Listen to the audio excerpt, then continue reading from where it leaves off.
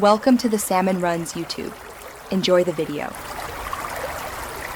You'll start by verifying the essentials: updated iPad OS and your Apple ID active.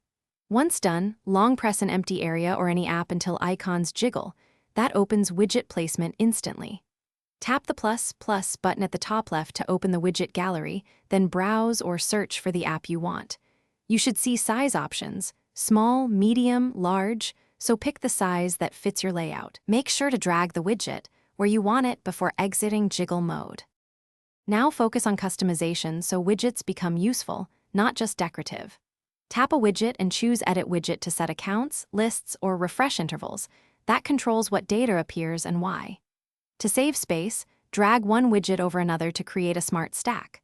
Once stacked, swipe through previews or long press and choose Edit Stack to reorder or enable auto-rotate.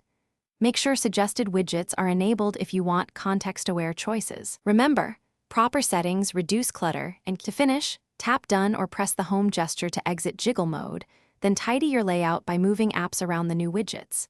If a widget shows stale data or won't load, make sure background app refresh and any app permissions are enabled. This is often the why behind failure. Once you've checked settings, restart the iPad. If the problem persists, remove and re-add the widget or reinstall the app.